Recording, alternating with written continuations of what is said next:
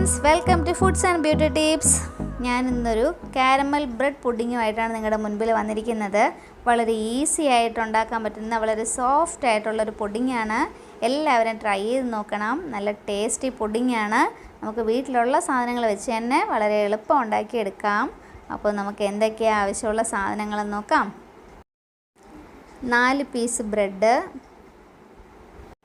3 spoon custard powder, 4 spoon പഞ്ചസാര, 2 glass പാൽ. നമുക്ക് ആദ്യം ബ്രെഡിൻ്റെ സൈഡെല്ലാം ഒന്ന് കട്ട് ചെയ്ത് ഇതുപോലെ ചെറിയ കഷ്ണങ്ങളാക്കി വെക്കാം. എന്നിട്ട് നമുക്കതിനൊന്ന് നന്നായിട്ട് മിക്സിയുടെ ജാറിലിട്ട് ഒന്ന് പൊടിച്ചെടുക്കണം. ഒട്ടും കഷ്ണമില്ലാതെ പീസസ് ആയിട്ട് കിടക്കാതെ നന്നായിട്ട് പൊടിച്ചെടുക്കണം. നല്ല ഫൈൻ പൗഡറായിട്ട് കിട്ടണം. അപ്പോൾ ഞാൻ ഇവിടെ പൊടിച്ചെടുത്തിട്ടുണ്ട്. നമുക്കിനി ഒരു പാൻ അടുപ്പിൽ വെച്ച് അതിലേക്ക് നമ്മൾ നേരത്തെ 4 സ്പൂൺ പഞ്ചസാര എടുത്ത് വെച്ചിട്ടുണ്ടായിരുന്നു. അതിൽ നിന്ന് പകുതി പഞ്ചസാര നമുക്കിതിലേക്ക് ഇട്ട് കൊടുക്കാം.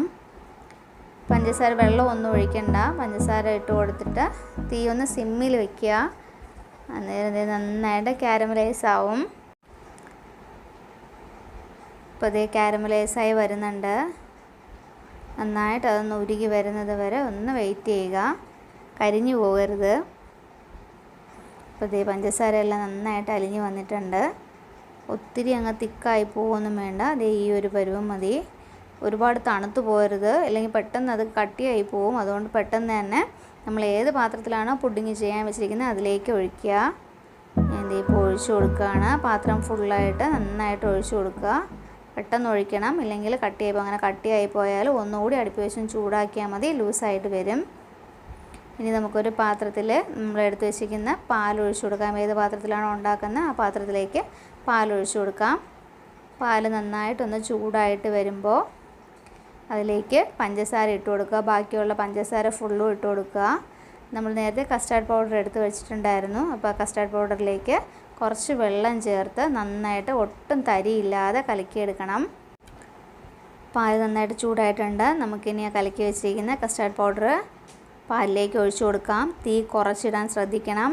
തീ സിമ്മിലായിരിക്കണം. അതുപോലെ കൈ എടുക്കരുത്, നന്നായിട്ട് ഇളക്കി കൊടുക്കണം. പെട്ടെന്ന് കട്ട പിടിക്കും. അപ്പോൾ ഒരു 2 സെക്കൻഡ് ഇങ്ങനെ ഒന്ന് ഇളക്കി കൊടുക്കുമ്പോഴത്തേനും പെട്ടെന്ന് അത് കുറുകി വരും. ഇപ്പോൾ അതിവിടെ നന്നായിട്ട് കുറുകി വന്നിട്ടുണ്ട്. തീ സിമ്മിൽ തന്നെയാണ്. നന്നായിട്ട് ഞാൻ ഇത് ഇളക്കി കൊടുക്കുകയാണ്. ഇനി നമുക്ക് നമ്മൾ പൊടിച്ച് വെച്ചിരുന്ന ബ്രെഡ് ഇതിലേക്ക് ഇട്ട് കൊടുക്കാം. കുറേശ്ശെ ആഡ് ചെയ്ത് കൊടുക്കണം, ഒരുമിച്ചിട്ടരുത്. നന്നായിട്ടിട്ട് ഒട്ടും കട്ടയില്ലാതെ ഇളക്കിയെടുക്കണം. തീ കൂട്ടി വയ്ക്കരുത്. ഇപ്പോൾ നന്നായിട്ട് ഫുള്ള് ഞാൻ ഇട്ട് കൊടുത്തിട്ടുണ്ട്. ഇതുപോലെ നല്ല രീതിയിൽ അതിൽ നിന്ന് വിട്ട് വരുന്ന പരുവം വരെ ഒന്ന് ഇളക്കണം. ഒത്തിരി ലൂസായി പോകരുത്, ഒത്തിരി കട്ടിയാവുകയും ചെയ്യരുത്. ഈ ഒരു പരുവാകുമ്പോൾ നമുക്ക് അടുപ്പിൽ നിന്ന് എടുക്കാം. ഇനി നമ്മൾ നേരത്തെ കാരമലൈസ് ചെയ്ത് വെച്ചിരിക്കുന്ന പാത്രത്തിലേക്ക് നമുക്കിതിനെ ഒഴിച്ചു കൊടുക്കാം. ഞാനിവിടെ പാത്രം എടുത്ത് വെച്ചിട്ടുണ്ട്. നമുക്ക് ഫുള്ള് അതിലേക്ക് ഇട്ട് കൊടുത്തിട്ട് ഒന്ന് സെറ്റ് ചെയ്തെടുക്കാം. ഞാനിപ്പോൾ മുഴുവൻ ഇതിലേക്ക് ഇട്ട് കൊടുത്തിട്ടുണ്ട്. നമുക്കിനി ഇതിനൊന്ന് ടാപ്പ് ചെയ്ത് കൊടുക്കാം. അതിനകത്ത് എന്തെങ്കിലും എയർ ബബിൾസ് ഉണ്ടെങ്കിൽ പോകുന്നതിനാണ്. ചെറുതായിട്ടൊന്ന് തട്ടിക്കൊടുത്താൽ മതി. നമുക്കെന്നിട്ട് ഞാനിവിടെ ഒരു അലുമിനിയം ഫോയിൽ പേപ്പർ വെച്ച് കവർ ചെയ്യുകയാണ്. ഒരു ചെറിയൊരു പാത്രം വെച്ച് അടച്ചു വെച്ചാലും മതി, പ്രോബ്ലം ഒന്നുമില്ല. ഞാനിപ്പോൾ ഇതുണ്ടായിരുന്നത് കൊണ്ട് വെച്ച് കൊടുക്കുന്നുള്ളതേ ഉള്ളൂ. നമുക്കിനി ഒരു പാത്രത്തിൽ ഒരു ഇഡലിക്കുട്ടുവത്തിലോ സ്റ്റീമറിലോ അല്ലെങ്കിൽ ഇതുപോലെ ഏതെങ്കിലും ഒരു പാത്രത്തിൽ കുറച്ച് 2 ഗ്ലാസ് വെള്ളം എടുത്ത് കഴിഞ്ഞിട്ട് അതിനകത്തൊരു പാത്രം വെച്ചിട്ട് അതിൻ്റെ പുറത്തേക്ക് നമുക്കിത് എടുത്ത് വെച്ച് കൊടുക്കാം. ഞാനിപ്പോൾ വെച്ച് കൊടുത്തിട്ടുണ്ട്. നമുക്കെന്നിട്ട് ഒരു 30 മിനിറ്റ് സിമ്മിലിട്ട് വേവിക്കണം. നന്നായിട്ട് മൂടി വെച്ചിട്ട് 30 മിനിറ്റ് കഴിയുമ്പോൾ കറക്റ്റായിട്ട് കുക്കായിരിക്കും.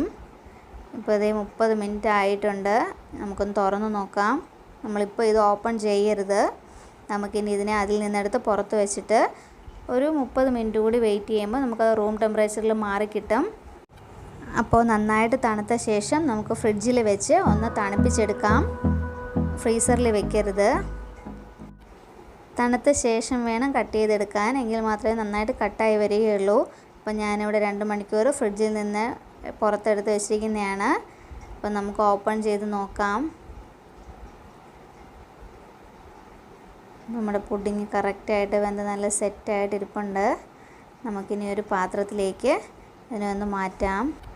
നമ്മുടെ ബ്രെഡ് കാരമൽ പുഡിംഗ് ഇവിടെ റെഡി ആയിട്ടുണ്ട്. നല്ലൊരു ടേസ്റ്റാണ്, നല്ല സോഫ്റ്റായിട്ട് കിട്ടിയിട്ടുണ്ട്. അപ്പോൾ എല്ലാവരും ട്രൈ ചെയ്ത് നോക്കണം. വളരെ ഈസി ആയിട്ട് ഉണ്ടാക്കിയെടുക്കാം. വീട്ടിലുള്ള സാധനങ്ങൾ മാത്രമേ ഉള്ളൂ. കുഞ്ഞുങ്ങൾക്കൊക്കെ നന്നായിട്ട് ഇഷ്ടപ്പെടും. അപ്പോൾ എല്ലാവരും ട്രൈ ചെയ്ത് നോക്കിയ ശേഷം ഫീഡ്ബാക്ക്സ് അറിയിക്കണം. വീഡിയോ ഇഷ്ടമായിട്ടുണ്ടെങ്കിൽ ലൈക്ക് ചെയ്യുക, കമൻറ്റ് ചെയ്യുക, ഷെയർ ചെയ്യുക. എൻ്റെ ചാനൽ ഇതുവരെ സബ്സ്ക്രൈബ് ചെയ്യാത്തവർ സബ്സ്ക്രൈബ് ചെയ്യുക. അതിനടുത്തുള്ള ബെൽ ബട്ടൺ കൂടി ഒന്ന് എനേബിൾ ചെയ്ത് കൊടുക്കുക. അപ്പോൾ എല്ലാവരും സേഫ് ആയിരിക്കുക. അപ്പോൾ വീണ്ടും മറ്റൊരു വീഡിയോ ആയിട്ട് കാണുന്നത് വരെ ടേക്ക് കെയർ.